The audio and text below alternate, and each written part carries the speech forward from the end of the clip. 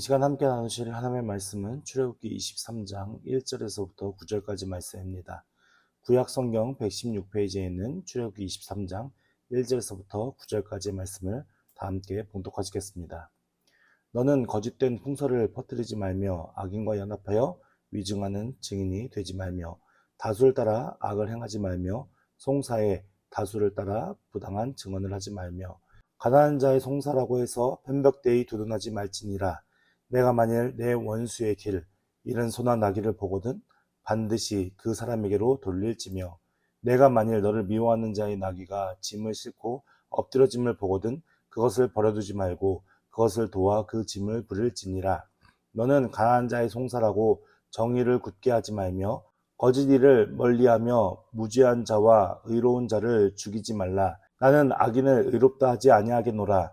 너는 뇌물을 받지 말라. 뇌물은 밝은 자의 눈을 어둡게 하고 의로운 자의 말을 굽게 하느니라. 너는 이방 나그네를 압제하지 말라. 너희가 애굽 땅에서 나그네 되었었은즉 나그네의 사정을 아느니라. 아멘.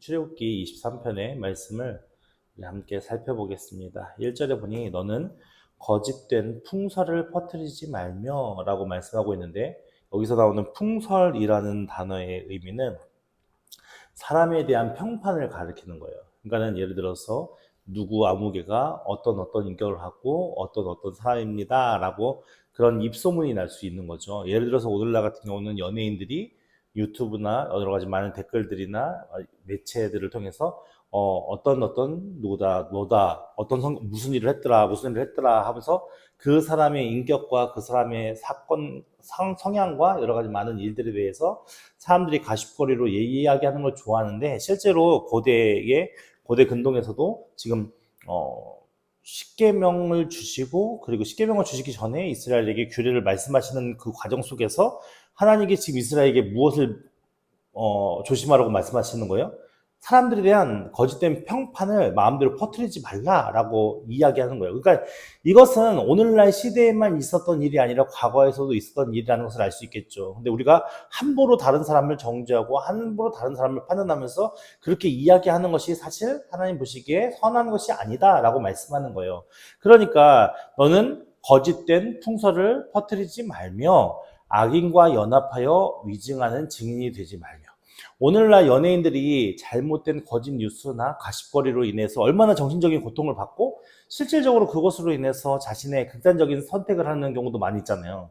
그러니까 그것이 오늘날 있었던 일이 아니라 한 마을이나 한 동네에서, 예를 들면 과거에는 SNS나 미디어가 발달하지 않았던 그 시대에는 한 사람이 가진 그 마을에서 가진 평판이 매우 중요한 가운데 있죠. 그 사람이 잘못된 안 좋은 평판을 그 마을 사람들에게 들려지고, 그리고 그것이 소개되어진다면 그 사람은 그 마을에서 제대로 된 생활을 할 수 없을 거예요. 그러니까는 이 거짓된 풍설을 만들어서 퍼뜨리는 것이 되게 죄악된 일이고, 그것이 절대로 하지 말아야 할 일 중에 하나인데, 어떤 사람들이 있었냐? 악인들이 서로 연합해서 자신들의 이익을 취하기 위해서 어떤 정의로운 사람, 의로운 사람에 대한 거짓 소문을 막 퍼뜨리는 거예요. 그러면은 그 소문을 들은 사람들은 사실이 무엇인지가 중요한 게 아니라 그 소문을 믿어버리거든요. 근데 그 소문은 진실이에요, 거짓이에요? 거짓이기 때문에 그 거짓된 것으로 인해서 의로운 사람이 엄청난 피해를 입을 수 있는 거예요. 하나님 앞에 정직한 사람이 엄청난 피해를 입을 수 있거든요.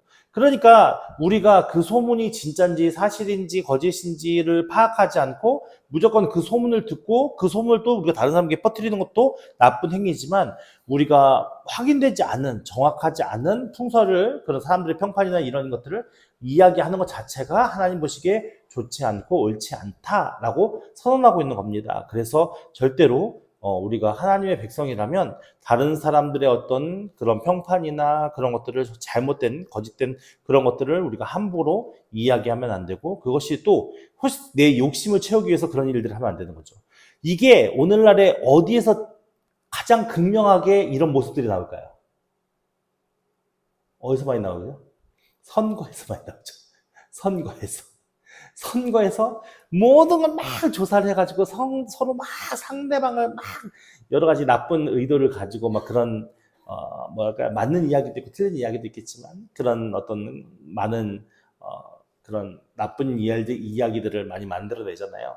그래서 우리가 절대로 내 이익을 위해서, 내 유익을 위해서 상대방에 대해서 나쁘게 평판을 알리고 퍼뜨리는 것이 하나님이 원하시지 않는다라는 것을 마음속에 새겼으면 좋겠고요. 두 번째로는 다수를 따라 악을 행하지 말며 송사에 다수를 따라 부당한 증언을 하지 말라. 그러니까는 우리의 내가 지금 어떤 의견이나 어떤 따르는 모든 것의 기준이 무엇이 되어야 될까요? 우리가 지금 어떤 일이 진행될 때 그 일이 옳으냐 아니냐, 내가 참여할 거야, 내가 참여하지 않을 거야, 어떤 내 의견을 가지고 그것에 대해서 동참할 수도 있고 반대할 수도 있잖아요. 근데 그것에 대한 모든 기준이 무엇이 되어야 할까요? 네, 하나님의 말씀이 되어야 되는 거예요. 그러니까 이것이 하나님 앞에서 옳은 거면 내가 동참하는 것이고, 이것이 하나님 앞에 옳지 않다면 내가 어떤 자가 되어야 돼요? 아닌 자가 되어야 돼요. 예를 들자면은 많은 다수가 다 옳다라고 해도, 많은 다수가 다 이것이 맞다라고 이야기를 해도 내 생각과 내가 하나님 앞에 기도하며 판단하는 것에 이것은 옳지 않다라고 하면 나는 어떤 사람이 되어야 돼요? 반대의 목소리를 낼 수 있는 사람이 되어야 되는 거예요. 근데 많은 사람들은 어떻게 해요? 그렇게 막 그 상황을 고민하고 그것이 하나님 앞에 옳은지 아닌지 이걸 판단하기보다는, 그래서 내가 그걸 해주면, 내가 편을 들어주면 너는 나한테 뭐 해줄 건데, 이런 식으로 접근하는 사람들이 생각보다 많이 있어요. 그러니까 오늘 우리가 이 세상을 살아갈 때에 어떤 것이냐, 내게 유익이 되는 관계와 내게 유익이 되는 어떤 환경과 상황 속에서 내가 그 다수의 입장에 포함되어서 내가 그들과 함께 우리의 생활을, 우리의 삶을 이끌어가는 것이 중요한 것이 아니라 우리의 생각과 의식이 있어야 되는 거죠. 내가 생각과 마음의 의식이 있어서 결국 무엇입니까? 내가 지금 선택하고 내가 지금 따라가는 이 길이 하나님 앞에서 옳은 길이냐 그렇지 않은 것인가를 누가 판단해야 되는 거예요? 우리 스스로가 판단해야 되는 거예요. 신명기 1장 7절 말씀에 보면 이런 말씀이 있어요. 재판은 하나님께 속한 것인즉 너희는 재판할 때에 외모를 보지 말고 귀천을 차별 없이 듣고 사람의 낯을 두려워하지 말 것이며 스스로 결단하기 어려운 일이 있거든 내게로 돌리라 내가 들으리라 하였고, 이 말씀이 어떤 배경 속에 있냐면 이제 모세가 자신에게 막 재판이나 여러 가지 많은 상황들에 대해서 송사에 대한 부분들을 가지고 나올 거 아니에요. 근데 모세는 한 사람이잖아요. 그리고 송사는 너무나 많잖아요. 그래서 이것을 다 감당하기가 쉽지 않은 상황이었던 거죠. 그래서 모세가 어떻게 하냐면은 이제 수령들을 뽑아요. 수령들을 뽑아서 각 지역 지파에 있는 일들에 대한 송사를 그 수령들에게 맡기는 거예요. 근데 그 수령들이 자기에게 오는 여러 가지 재판이나 송사에 관련된 일들을 자신들이 판결하고 내릴 때 어떻게 하면 되는지에 대한 지침을 내려준 거거든요. 뭐라고 얘기하면 재판은 누구에게 속해 있어요? 하나님. 그럼 우리가 살아가는 모든 삶의 기준은 하나님 앞에 있는 거예요. 그러니까 재판은 하나님께 속한 것인즉 너희는 재판할 때에 외모를 보지 말고 귀천을 차별 없이 듣고, 그러니까 부한 사람이나 가난한 사람이나 많은 것이 뭐 높은 사람이나 젊은 사람이나 어린 사람이나 그런 거에 상관없이 차별 없이 듣고 사람의 낯을 두려워하지 말라. 그러니까 내가 이 사람에게 이 판결을 내주는 게 나에게 유리하다, 불리하다 그런 걸 생각하지 말고 그냥 그 모든 것이 하나님 앞에 놓여 있다 판단하면서 그 속에서 우리가 바른 판단을 해야 한다라는 것을 가르쳐 주는 거죠. 그래서 결국은 그들이 되게 애매하게 스스로가 판단하거나 결단하기 어려운 일이 있으면 누구한테로 가져오라고요? 모세에게로 가져와라. 그럼 내게로 돌리라. 내가 들으리라. 하면서 그 모든 재판에 관련된 모든 것들은 하나님 앞에서 정직을 행하며 해야 한다. 지금 이렇게 말씀하고 있는 것이거든요. 그러니까 아까 다수를 따라 악을 행하며 송사의 대부분 다수를 따라 부당한 증언을 하지 말라라는 것이 무엇이 잘못된 거냐면, 내가 하나님 앞에서 정직한 것을 증언해야 되고 내 이익을 위해 부당한 증언을 하면 안 되고 다수의 의견을 관철되기 위해서 내가 그 뜻을 무조건 동의하는 것도 잘못된 것이다. 하나님 앞에서 지금 이 모든 것이 바른지 아닌지를 스스로 판단해보고 그렇게 목소리를 내야 된다라고 말씀하는 겁니다. 예를 들어서 과거에는 이 이스라엘이 이 어떤 규례가 주어질 당시에는 하나님 앞에서 지금 그 모든 규례를 지키겠다고 약속하고서 지금 서 있는 상황이지만, 오늘날 우리나라는 하나님만을 온전히 섬기는 나라가 아니잖아요. 그러다 보면 어떤 법이 생길 수 있죠? 나쁜 법이 생길 수 있죠. 악한 법이 생길 수도 있어요. 근데 악한 법이 생길 때에 많은 다수가 이거는 옳다라고 하니까는 그걸 따라가야 됩니까? 아니요. 그럴 때 하나님의 말씀에 이거는 악한 법이기 때문에 저는 반대합니다라고 그것에 대해서 부당함을 이야기할 수 있는 자들이 되어야 돼요. 3절 말씀 보니까 가난한 자의 송사라고 해서 편벽되이 두둔하지 말지니라 라고 말씀하고 있거든요. 여기서 편벽되이라는 것은 편견을 가지고 이야기하는 거예요. 그러니까 가난한 자가 송사를 하러 왔어요. 그럼 우리 마음이 어떨까요? 여기서는 재판장이 약간 F 성향을 가진 재판장이에요. F 성향을 가진 재판장은 어떤 재판장이죠? T가 아니라 F예요. T는 이성적인 사람이고 F는 감성적인 사람이잖아요. 그냥 가난한 사람이 왔으니까 재판장이 볼 때 어떻게요? 불쌍하고 측은하고 안타까운 거죠. 그래서 그런 안타까운 마음을 담아서 그 송사에 관련된 일들을 판단하면 제대로 판단할 수 있을까요? 그렇지 않다라는 거죠. 그래서 가난한 자의 송사라고 해도 내가 어떤 치우친 감정의 편견을 가지고 그것을 두둔하지 말고 정확하게 하나님의 말씀의 잣대나 하나님의 상황의 잣대에 맞춰서 그렇게 판결을 내려야 한다라고 지금 말씀하는 거예요. 그러니까 우리가 살아가는 삶의 기준이 무엇이어야 한다고요? 하나님의 뜻과 하나님의 말씀 안에 있고 그 속에서 우리가 옳고 그름, 맞고 틀림에 대해서 잘 분별할 수 있는 지혜가 있어야 돼요. 그러려면 어떤 자가 되어야 될까요? 하나님과 가까운 자가 되어야겠죠. 주의 말씀을 가까이 하는 자가 되어야겠죠. 자, 이제 3절 말씀을 보면은 원수에 대한 규례인데, 내가 만일 내 원수예요. 지금 싸워서 원수가 되었는데, 길 잃은 소나 나귀를 보거든. 지금 길을 가다가 갑자기 소나 나귀가 보이는데, 소나 나귀가 방황하고 있는 거죠. 근데 잘 곰곰이 보니까 누구의 소와 나귀예요? 방금 전에 나와 전쟁을 치렀던 원수의 소나 나귀예요. 근데 그렇게 소나 나귀를 보거든, 우리는 보통 어떤 마음을 가질까요? 잘 됐다. 저것도 잃어버렸냐? 이런 마음을 가질 거예요. 근데 하나님께서는 지금 뭐라고 얘기해요? 그렇게 하지 말라는 거예요. 내 원수의 길 잃은 소나 나귀를 보거든 반드시 누구에게요? 그 원수에게로 돌려줘라 라고 말씀하고 있거든요. 근데 이 말의 의미 속에서는 어떤 의미가 담겨져 있을까요? 원수인데 왜 원수가 잃어버린 소나 나귀를 내가 보면 그것을 갖다 찾아다 줘야 돼요? 그 이유가 무엇일까요? 하나님께서 왜 이런 규례를 주셨을까요? 하나님께서는 이런 규례를 통해서 화해하라는 거예요. 예를 들어 방금 나랑 전쟁을 치르고 서로 싸워서 원수가 되었는데 저 원수가 내가 잃어버린 소나 양을 찾아다가 데려다 줬어요. 그러면 어떤 마음이 들까요? 화가 나는 마음보다는 좀 누러진 마음이 들겠죠. 그것이 계기가 돼서 서로가 어떻게 하기를 원하는 거예요? 화해하기를 원하는 거예요. 또 5절 말씀에 내가 만일 너를 미워하는 자의 나귀가 짐을 싣고 엎드려 짐을 보거든 그것을 버려두지 말라. 이 말씀은 무엇이냐면은 미워하는 자가 나귀에다 짐을 막 싣고 걸어가고 있는데 어떻게 된 거예요? 나귀가 짐이 너무 무거워서 나 더 이상 못 가 하고 엎드려진 거예요. 그러니까 다리에 힘이 풀려서 그냥 팍 엎어진 거예요. 그러면 어떻게 되겠어요, 나귀가? 질식해 죽을 수도 있겠죠. 그러니까 나귀가 지금 곤란한 상황인 거예요. 그런 어려운 상황에 처해 있는 미워하는 사람의 그 상황을 보았을 때 그것을 그냥 버려두지 말라는 거예요. 그러니까 지나가다가 어려운 상황에 처한 사람을 보고 곤란에 처한 사람을 보면 그 사람이 내가 미워하는 자든 원수든 어떻게 하라는 거예요? 가서 도와주라는 거예요. 그것을 버려두지 말고 그것을 도와 그 짐을 부릴지니라. 그 짐을 건져줘야 나귀가 다시 일어날 거 아니에요.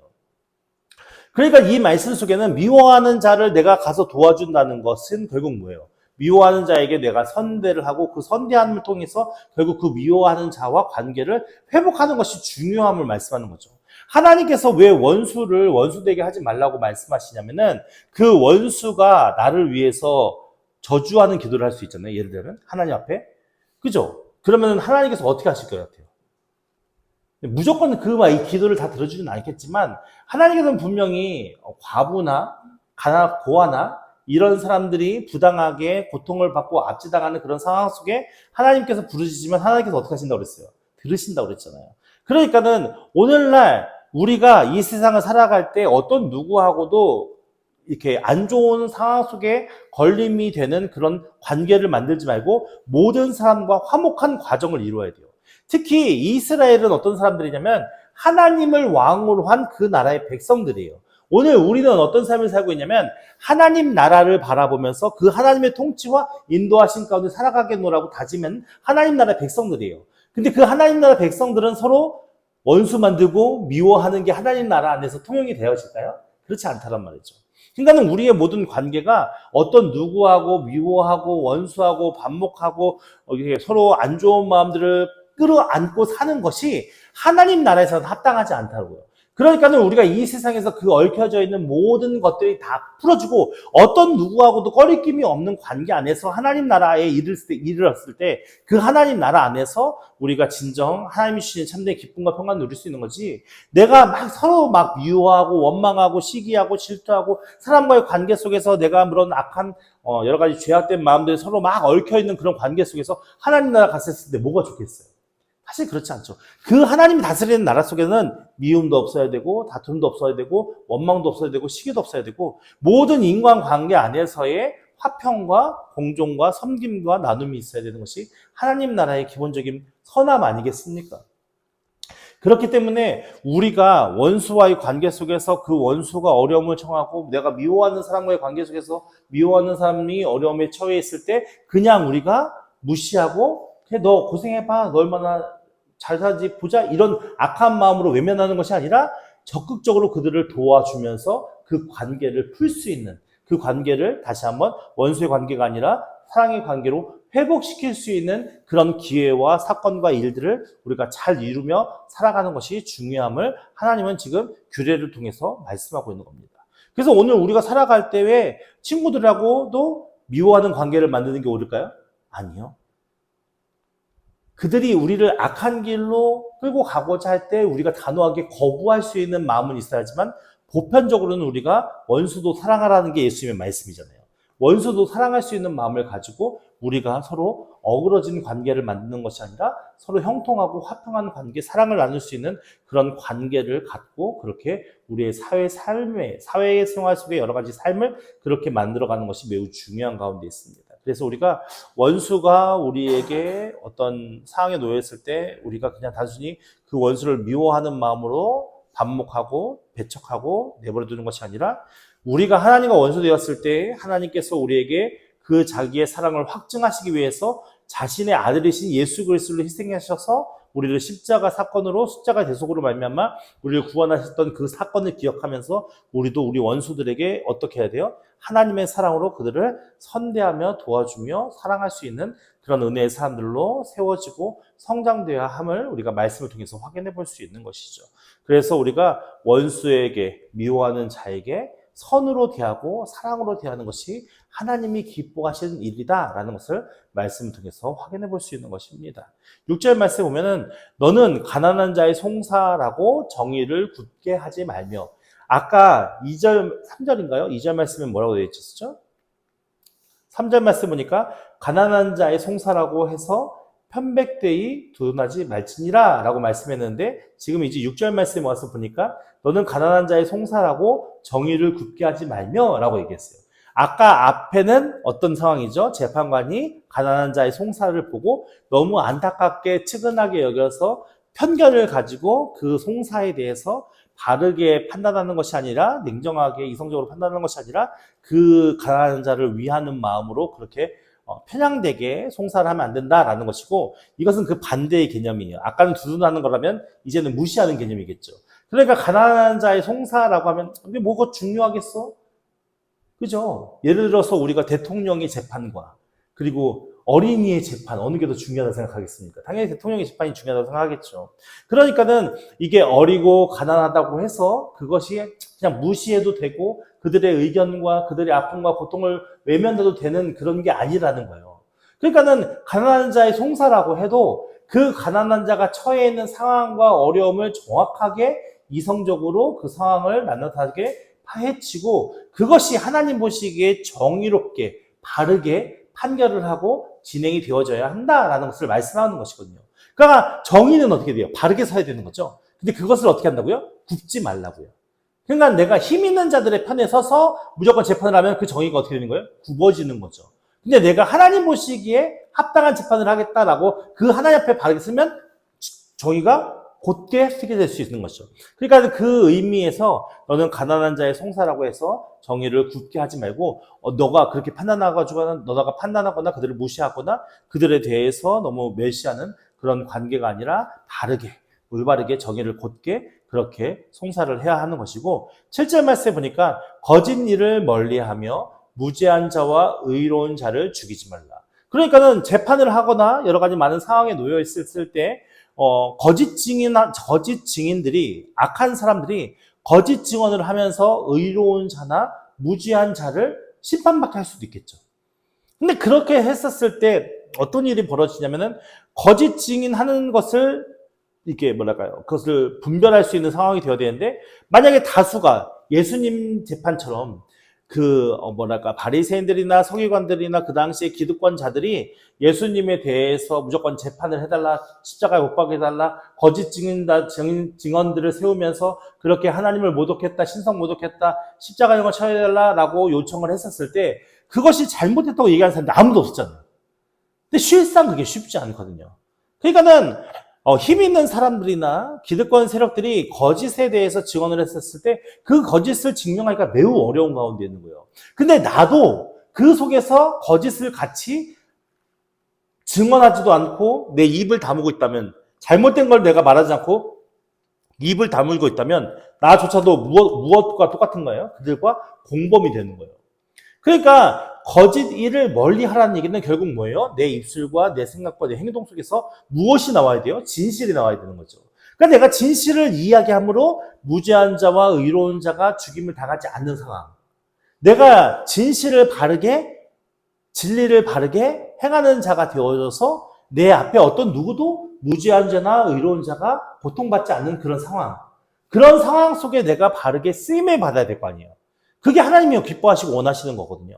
그러니까 너가 이익을 따라서 너의 어떤 환경과 상황을 따라서 거짓 증언하면서 무죄한 자나 의로운 자를 해롭게 하고 죽이지 말라. 그 사람들이 때로는 죽임을 당할 수 있는 형국에 처할 수도 있잖아요. 그러니까 그런 일을 항하지 말라는 거죠. 그러면서 하나님이 어떤 하나님이라고 그래요? 나는 악인을 의롭다 하지 아니하겠노라. 그러니까 하나님께서는 우리의 행실에 대한 모든 것도 보시지만 그 모든 행실을 보시면서 무엇도 보시는 거예요? 우리의 마음속의 동기도 보시는 거예요.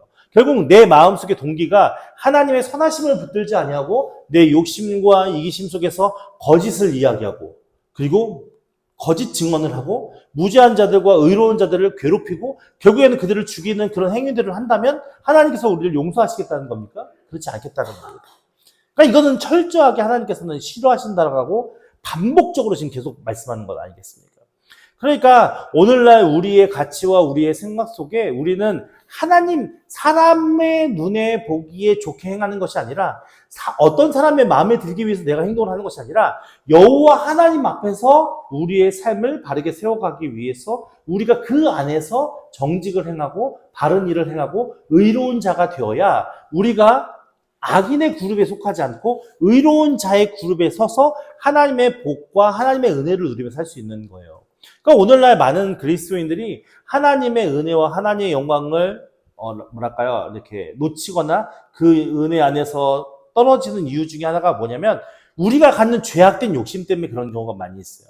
그러니까 우리가 지금 행하는 것이 하나님의 원하시는 뜻이 아닌데 성경만 봐도 많은 사람들이 어떤 오류에 빠지게 되냐면은 내가 연약하고 비천하고 없었을 때는 하나님을 전적으로 의지하는 자가 됐는데 어느 순간 내가 명성을 얻고 힘을 얻고 명예를 얻고 많은 재물을 얻게 됐었을 때부터는 점점 그 하나님을 의지하지 않는, 그래서 그 하나님에서 멀어지는 연약함 가운데 그런 사건들의 일들이 많은 사람들에 의해서 성경에 기록되어 있잖아요. 그러니까 우리가 조그만 말씀만 보아도 얼마나 그것이 우리에게 큰 위협이고 도전인 줄을 알 수 있는 것이죠. 그래서 우리는 항상 하나님 앞에 거짓을 멀리하여 정직한 자로 서야 되는 것이고, 그리고 우리 주변에 무죄하고 의로운 자가 어려움 처하지 않도록 우리의 믿음의 행실을 바르게 진리로 세우는 것이 중요하고, 그래서 하나님 앞에 악인의 모습으로 서는 것이 아니라 의인으로서 그렇게 주님과 함께 동행하는 것이 매우 중요함을 우리는 말씀을 통해서 확인해 볼 수 있습니다.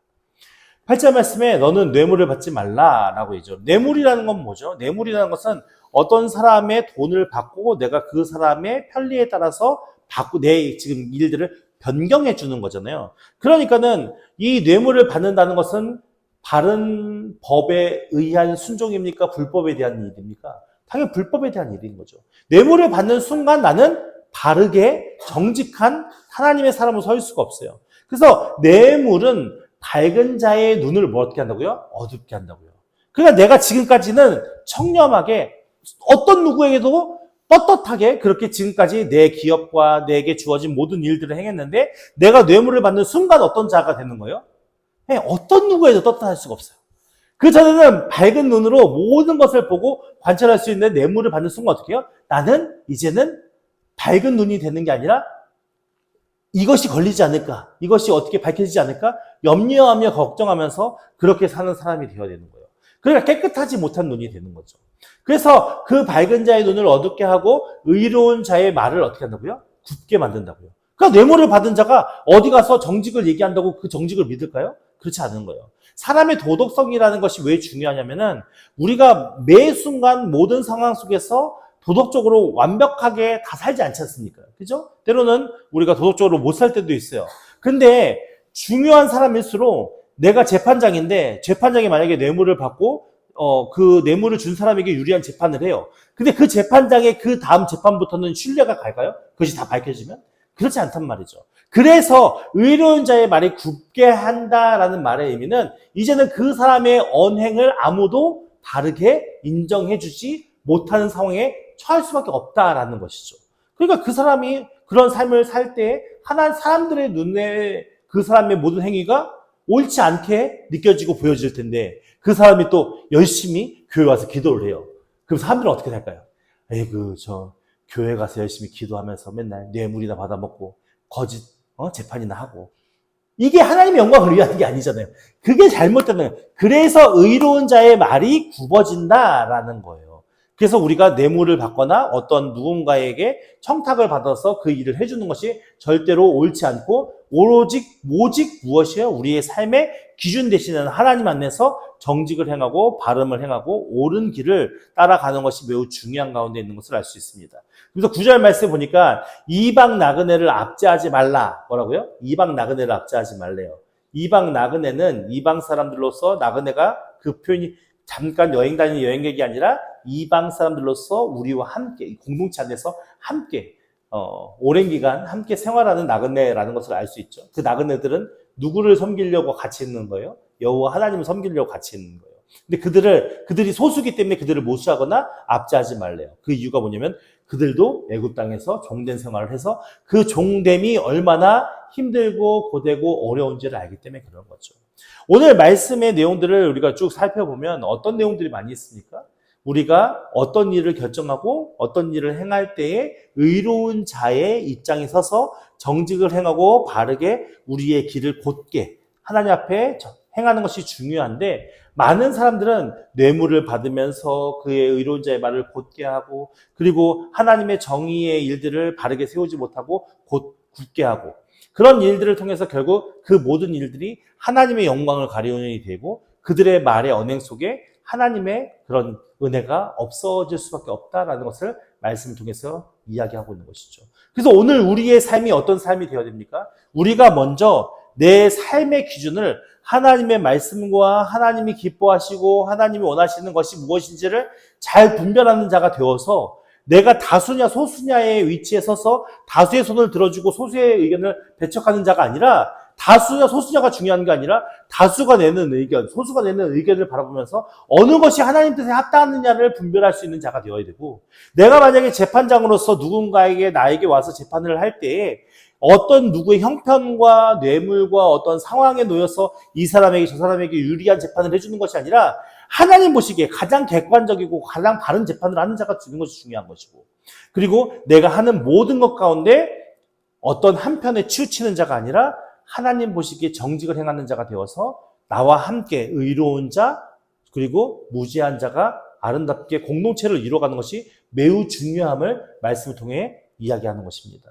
그리고 우리의 삶에 어떤 누구와도 거리낌이 없게끔 원수나 미워하는 자들이 그들이 어려움에 처하고 곤란한 상황에 처했을 때 우리가 그 원수라고 해서 미워하는 자라고 해서 외면하는 것이 아니고 반목하는 것이 아니라 그들의 그 원수라도 미워하는 자라도 우리가 기꺼이 그들을 도와주고 그들과 함께 할 수 있는 그런 자가 하나님 보시기에 복된 자다라고 하나님께서 지금 규례를 통해 말씀하시는 겁니다. 그래서 오늘 우리의 삶이 하나님과 얼마나 그 중심을 세우는 삶이 중요함을 말씀 속에 확인해 볼 수 있는 것이고요. 내가 살아갈 때 오늘날 세상은 이러니까 난 이렇게 살아. 이런 것이 하나님 앞에 옳지 않다라는 것을 알 수 있는 것입니다. 그래서 우리 모두가 이제 우리의 삶을 세워갈 때에 우리가 하는 모든 일들이 하나님 앞에 옳은지, 하나님 앞에 옳지 않은지를 잘 분별하면서 그렇게 이제 내가 하나님의 것을 선택하는 자가 되어야 하고 세상이 아무리 다수가 이것이 좋다라고 얘기한다 하더라도 우리는 그 다수의 의견을 무조건 따르면서 죄악되고 거짓되고 악인의 삶을 쫓아가는 것이 아니라 하나님의 거룩함을 쫓아 행하는 것이 우리의 삶에 매우 귀중하고 소중한 일임을 깨달아서 그렇게 하나님 은혜 가운데 함께 가는 우리 모두가 되기를 예수님으로 축원드립니다.